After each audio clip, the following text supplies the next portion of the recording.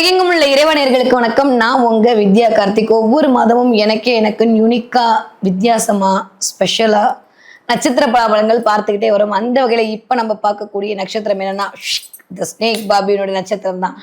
ராகுவின் காரகத்தை தன்னகத்தை வைத்துக் கொண்டிருக்கக்கூடிய காலபுருஷனின் 11ஆம் வீடு அப்படியே அழகா வச்சுட்டு இருக்கக்கூடிய நடுநாயக நட்சத்திரமான என் மனதிற்கு மிக பிடித்த சதய நட்சத்திரம். 100 பூங்கொத்துன்னு அர்த்தம். இருக்கிறதுலே பெரிய நட்சத்திரம்னா சதய நட்சத்திரம் தான். 100 பூங்கொத்து பிடிச்சா எப்படி இருக்குமோ அந்த அளவுக்கு பிரம்மாண்டமா இருக்கக்கூடிய ஒரு நட்சத்திரம். எல்லாமே பிரம்மாண்டமா வேணும் உங்களுக்கு. சரி வாங்க, சதய நட்சத்திரக்காரர்களுக்கு இந்த ஒரு மாத காலம் எப்படி எல்லாம் இருக்க போகுது, கிரகங்கள் எப்படி எல்லாம் இயக்க போறாங்க, என்னதான் நடக்க போகுது அப்படின்னு பார்த்தோமே. ஆனால் அப்பாடி 18ஆம் தேதி வரைக்கும் யாய் ஷூ நோன்னு சொல்லிட்டு இருந்த குரு அப்படிக்கா இறங்கி காலபுருஷனுடைய 4ஆம் வீட்டுக்கு போறாரு, நம்மளோட 8ஆம் வீட்டுக்கு போறாரு. நம்மளை அடக்கி வச்சுட்டு இருந்த குரு அப்ப யாராவது கண்ட்ரோல்ல நம்ம இருந்தோம்னா அப்பாடின்னு ஒரு நிம்மதி பெருமூச்சு விடக்கூடிய காலகட்டம் எல்லாம் சதய நட்சத்திரக்காரர்களுக்கு இந்த அக்டோபர் மாதம் 20ஆம் தேதிக்கு மேல் இனிதே மலர காத்திருக்கிறது. ஒரு வகையில் அது நல்லது தான். இருந்தாலும் நம்மளுக்கு அது கொஞ்சம் கடுப்பாக இருக்குன்னா எப்பயுமே சதையார் கண்ட்ரோல் இருந்தாலும் பிடிக்கவே பிடிக்காது. தனிக்கட்டு ராஜாவாக இருக்கணும் அவங்களுக்கு. அந்த மாதிரி இருந்த நிலைமை இல்லாமல் இந்த மாதத்திலிருந்து கொஞ்சம் மாறுவதற்கான வாய்ப்புகள் 100 விழுக்காடு இருக்கு. ஓகே, இது வரைக்கும் 5ஆம் இடத்துல குரு உட்காந்து அந்த இடத்தை கொஞ்சம் ஒரு மாதிரி டிஸ்டர்பன்ஸ் பண்ணிட்டு நல்லதா இருந்தது, அது ஒன்றும் பிரச்சனை இல்லை. இப்போ 6ஆம் இடத்துக்கு குரு போகும்போது குணரோக சத்ரு சம்கார நாசம் செய்ய போகிறார். நிறைய சர்வீஸ் ஓரியன்டா மைண்ட் வந்து ஆக்டிவேட் பண்ணுவார். நல்லா எழுதி வச்சுக்கோங்க, நல்லா நோட் பண்ணி பாருங்க. அக்டோபர் 1ஆம் தேதியிலிருந்து அக்டோபர் 20ஆம் தேதிக்குள்ள சத்தியமா ஏதாவது ஒரு கோவிலுக்கு போயிட்டு ஏதாவது ஒரு இடத்துக்கு போயிட்டு சில சர்வீஸை பண்ணியே தீர்வீங்க. சர்வீஸ் பண்ணுவீங்க, இல்லை சர்வீஸ்க்கு பணத்தையாவது கொடுப்பீங்க, இல்லை உங்க பேர்ல யாராவது பணமாவது கட்டுவாங்க. ஏதாவது ஒரு அன்னதானம், ஏதாவது ஒரு வாட்டர் பாட்டில், ஏதோ ஒன்று. முடிஞ்சவங்க உடலாலும் முடியாதவர்கள் பணத்தாலும் சில சேவைகளை செய்வதற்கான வாய்ப்பை கண்டிப்பாக உருவாக்கி கொடுக்கும் இந்த பிளானட். ஏன்னா குருனாலே சர்வீஸ் ஓரியன்ட் தான். இறங்கி வரும்போதே அதோட தன்மையெல்லாம் வளர ஆரம்பிச்சிருங்க. அந்த விதத்துல பார்த்தோன்னா இந்த தடவை நிறைய ஆன்மீகத்தோடு கனெக்ட் ஆகக்கூடிய அமைப்பெல்லாம் கண்டிப்பாக கும்பராசியில் இருக்கக்கூடிய சதி நட்சத்திரக்காரர்களுக்கு இனிதே மலர காத்திருக்கிறது. ஓகே, இது வரைக்கும் பிள்ளைகள் குறித்த கவலை எல்லாம் மாறப்போகுது. பிள்ளைகள் குறித்து நீங்க பட்ட கவலை எல்லாம் மாறப்போகுது. 2ஆம் இடத்திற்கு குரு பார்வை அப்படின்ற போது கண்டிப்பா நான் சொல்றேன், 5ஆம் இடத்துல இருந்த குரு வேற 6க்கு விலகிட்டாரு. கண்டிப்பாக உங்க குழந்தைக்கு வேலை கிடைக்கலன்னு தவிச்சிட்டு இருந்தீங்கன்னா, இல்ல உங்களுடைய குழந்தையோட வேலையில ஏதோ ஒரு அப்படி இப்படி இருக்குன்னு நினைச்சிட்டு இருந்தீங்கன்னா, குழந்தைக்கு சரியா வேலை கிடைக்கலன்னு நீங்க தவிற்று கொண்டிருக்கக்கூடிய சதய நட்சத்திரக்காரர்களாக இருந்தால் எழுதி வைத்துக் கொள்ளுங்கள். உங்கள் குழந்தைக்கு வேலை கிடைத்து அதன் மூலமான ஒரு வருமானம் உங்க குடும்பத்திற்குள் கட்டாயமாக வந்தே தீரும். இந்த அக்டோபர் மாதம் 14ஆம் தேதியிலிருந்து டிசம்பர் மாதம் 5ஆம் தேதிக்குள்ள அதுல எந்த மாற்று கருத்தும் இல்லை. ஓகே, ஏன்னா குரு கண்டிப்பாக அந்த வேலையை செய்தே தீர்வார். உங்களுக்கு வேலை சரியில்லை ஒரு மாதிரி இருக்குன்னு அப்படின்னு யோசிச்சீங்கன்னா கண்டிப்பா உங்களுடைய ஸ்பௌஸுக்கு வேலை வாய்ப்பு அதிகமா இருக்கு. நம்மளுக்கு வந்தா நம்ம வீட்டுல வந்தா என்ன, ஏன்னா அதுக்கு வந்துச்சுன்னா நம்ம நிம்மதியா இருக்கலாம். அதனால சதி நட்சத்திர பெண்களுக்கு ஒரு விமோச்சனம் கிடைக்கக்கூடிய மாதமாகத்தான் இந்த மாதம் கண்டிப்பாக மலர காத்திருக்கிறது. நிறைய பேர் டிராவல் பண்ண போறீங்க. இங்க இருந்து அங்க இடம்பெயர்ச்சி நடக்க போகுது. சில இன்வெஸ்ட்மெண்ட் பண்ணலாமா, சில முதலீடு பண்ணலாமான்னு மூளைக்குள்ள இருக்கிற ராகு சும்மா இல்லாம உங்களை போட்டு பாடா படுத்துவான். தயவு செஞ்சு மக்களை உஷாராருங்க, மாட்டிக்காதீங்க. தேவையில்லாத இன்வெஸ்ட்மெண்ட் நோ நோ நோ. அந்த ஏடிஎம்ல இருக்கக்கூடிய 3 பின் நம்பரை கேட்டாங்கன்னா எனக்கு 3 தெரியாதுன்னு சொல்லிடுங்க. அந்த மாதிரி கொஞ்சம் ஆன்லைன் ஸ்கேம் நடப்பதற்கான வாய்ப்பை குரு வந்து கீழே இறங்கினதுக்கு அப்புறம் நிகழ்த்தி காட்டுவார். அதனால கொஞ்சம் கவனமா இருந்து கொள்ளுங்க. இந்த பக்கம் புதன் செவ்வாய் சேர்க்க, இந்த பக்கம் சுக்கிரன் புதன் பரிவர்த்தனை காம்பினேஷன், இதெல்லாம் கூட்டி கழிச்சு பார்க்கும்போது கொஞ்சம் அசதிகள் அதிகரிக்கலாம்.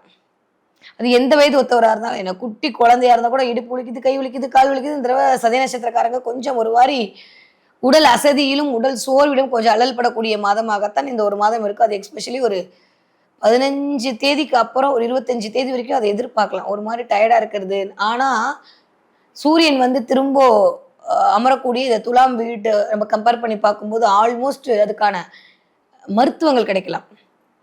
தலைக்கு மேல ராகு 7ஆம் இடத்துல கேது, அந்த குருவுக்கு 12ல குருக்கு 2ல கேது, கேதுவுக்கு 12ல குரு. இந்த காம்பினேஷன் நம்ம எடுத்து பார்த்தோம்னா குருனாலே ஜாதகர் அப்படின்ற கான்செப்ட்ல தான் எடுப்பது. ஆணாக இருந்தாலும் சரி பெண்ணாக இருந்தாலும் சரி.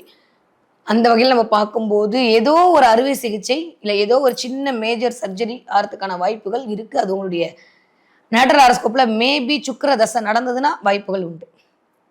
ஓகே, புரிஞ்சதுல சுக்கிர தசை நடக்குது அப்படின்ற பட்சத்துல சின்ன அறுவை சிகிச்சை ஒரு 18ஆம் தேதியிலிருந்து 22ஆம் தேதிக்குள்ள நடப்பதற்கான வாய்ப்புகளை அது உருவாக்கி கொடுக்கும். புதன் ஒரு மெடிக்கல்கிட்ட போய் பண்றதுக்கான வாய்ப்புகள் இருக்கு. அது இந்த கட்டி எல்லாமே அதான் இண்டிகேட் பண்ணும். ஸோ கட்டி கட் பண்றது அதெல்லாம் அப்படியே எடுத்தோன்னே வயிறு முதுகு, ஸோ பின்முதுகுல இருக்க சின்ன சின்ன கட்டி வர்றது, பின்முதுகுல சின்னதாக ஒரு கட்டி வர்றது,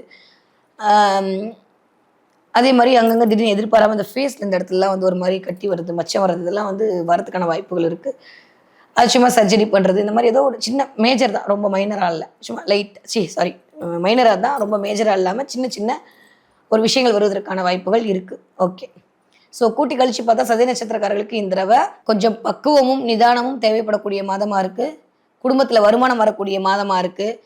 நிறைய வந்து கேஸ்ட்ரிக்கால மாட்டிக்க போறீங்க. கொஞ்சம் கவனமா இருங்க. நிறைய வெந்நீர் குடிங்க. வெந்நீர்ல சோம்பு போட்டு குடிங்க. இதெல்லாம் வந்து ஒரு பிளானட்ட தான் இயக்கும். நல்லா இருக்கு. ஒண்ணும் பெருசா கவலைப்பட்டுக்க வேணாம். ஹெல்த்ல மட்டும் ஆரோக்கியத்தில் கவனம் தேவை. ஒரு 3 மாதம் அமைதியா இருக்கிறது நல்லது. ஒரு இதுவரைக்கும் நீங்க வந்து எதெல்லாம் வேணும்னு நினைச்சீங்களோ, அதெல்லாம் ஆட்டோமேட்டிக்கா அதுவாவே நடக்கிறதுக்கான வாய்ப்பை கொடுக்கும். குழந்தைகள் மீது இருந்த வர்த்தனை எல்லாம் மாறப்போகுது. ஏதோ ஒரு இழப்பை சந்திச்சிருப்பீங்க. அந்த இழப்புல இருந்து ஒரு பெரிய நிம்மதி பெருமூச்சு விட்டு வெளியில வர்றதுக்கான காலத்தெல்லாம் இந்த வரக்கூடிய காலகட்டம் உங்களுக்கு உருவாக்கி கொடுக்கும். ஓகே. நீங்க படிக்கிற சதய நட்சத்திரக்கார குழந்தைகள் சூப்பரா படிப்பீங்க. ஃபென்டாஸ்டிக்கான டைம் பீரியட் தான். ஒண்ணும் கவலைப்பட வேண்டாம். நீங்க 20 வயதிலிருந்து 40 வயதுக்குள்ள இருக்கக்கூடிய சதய நட்சத்திரக்காரங்களா இருந்தீங்கன்னா கண்டிப்பாக பேச்சுவார்த்தையில் கவனம் தேவை. சில பேருக்கு மேபி ஒரு பிரேக்கப் ஆகலாம். அப்புறம் நான் சாபம் கொடுக்குறேன்னா சொல்லக்கூடாது. வாய்ப்புகள் கொஞ்சம் அப்படி இருக்கு. பார்த்து நடந்துக்கங்க. ஓகே. ஒரு 40 வயதிலிருந்து 60 வயது இருக்கக்கூடிய சதய நட்சத்திரக்காரர்களுக்கு ஹெல்த் ரீதியான சில உபாதைகளை ஃபேஸ் பண்ண வேண்டி வரும். கால் வலி, கால் முட்டு வலி, முதுகுல வந்து பெயின், இது 3யுமே நீங்க எக்ஸ்பெக்ட் பண்ணலாம். அது வந்து எட்டி பார்க்கும். நானும் இருக்கேன். நரம்பு முடிச்சுக்கிறது, வெரிகோசஸ் மாதிரி வர்றது, பாதத்துல பெயின் வர்றது, சின்ன சின்னதா கட்டி வர்றது, அந்த மாதிரியான இருக்கு. அதே மாதிரி சுக்கிரனுடைய அமைப்பு பற்றி சில மர்ம உறுப்புகள்ல கட்டி வர்றதுக்கான வாய்ப்பும் இருக்கு. ஹீட் அதிகரிக்காம கொஞ்சம் உடம்ப பார்த்துக்கோங்க. இளநீ நிறைய குடிங்க. ஓகே. நீங்க 60 வயது தாண்டிய சதய நட்சத்திரக்காரர்களாக இருந்தீர்களே ஆனால், நான் சொன்ன மாதிரி சின்ன சின்ன சர்ஜரியை இண்டிகேட் பண்ணுது. 18ஆம் தேதியிலேருந்து ஒரு 25ஆம் தேதி வரைக்கும் ஏதோ ஒரு ஐவி போடுறது, ஏதோ ஒரு டாக்டர்கிட்ட போகிறது, ஒரு சின்ன சர்ஜரி பண்ணுறது, ஏதோ ஒன்று பேசிக்கா சில விஷயங்கள் நடக்கலாம். ஏன்னா இது வரைக்கும் குரு பார்வையில இருந்த ராகு ஓரளவுக்கு ஓகே. குரு பார்வை அல்லாத இந்த ராகு சில சில விஷயத்த 7ஆம் இடத்துக்கு கேது இருக்கிறதுனால உங்களுக்கோ உங்க ஸ்பௌஸுக்கோ ஹெல்த் ரீதியான விஷயத்தில் கவனமா இருக்க வேண்டிய காலகட்டமாக தான் 60 வயது தாண்டிய சதய நட்சத்திரக்காரர்களுக்கு இருக்கு. ஓகே. இந்த தடவை நாங்க என்ன பார்ப்பேன் அப்படின்னா, சதய நட்சத்திரக்காரர்கள் இந்த தடவை நிறைய 2 பார்ப்பீங்க. 1 சிங்கம் பார்ப்பதற்கான வாய்ப்புகள் உண்டு. நிறைய சிங்கம் பார்க்கறது, சிங்கத்தின் மேல் அம்பிகை உட்கார்ந்து இருக்கிற மாதிரி பார்க்கறது, சிங்கம் வேட்டையாடுறத பார்க்கறது, இல்ல பெண் சிங்கத்தை பார்த்து ஆண் சிங்கம் அங்கிருந்து வர்றதுன்ற மாதிரி சில விஷயங்கள் வந்து சிங்கத்தை நீங்க பார்க்கும்போது கொஞ்சம் சிங்கிளா தான் இருக்கணும், யாரோட கூட்டமும் வேணாம் நம்மளுக்கு அப்படின்றத பிரபஞ்சம் சொல்லுது. ஸோ கூட்டமா கூட்டினீங்கன்னா தேவையில்லாத ஒரு முரண்பாடு வரும். அமைதியா இருக்கிறது நல்லது.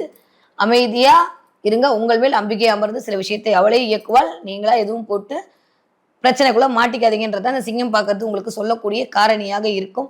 என்ன தெய்வத்தை இந்த தடவை வழிபாடு செய்யலாம கால பைரவர் வழிபாடு உங்களுக்கு மிகப்பெரிய ஏற்றத்தையும் மாற்றத்தையும் தரும். தேய்பிராஷ்டமி கால பைரவர் வழிபாடு பண்ணுங்க. முடிஞ்சா கால பைரவரோட ஸ்லோகம் தெரிஞ்சா ஒவ்வொரு நாளுமே டெய்லி 7 to 8, அது எந்த ஓரையா இருந்தாலும் சரி, டெய்லி இந்த 7 to 8 கால பைரவருடைய துதியை சொல்லி ஒரு 21 தடவையாவது அந்த மந்திரத்தை சொல்லி நமஸ்காரம் பண்ணீங்கனாலே மிகப்பெரிய மாற்றம் ஏற்றும் வாழ்க்கையில் வருவதை நீங்கள் கண்கூடாக உணர்வீர்கள்.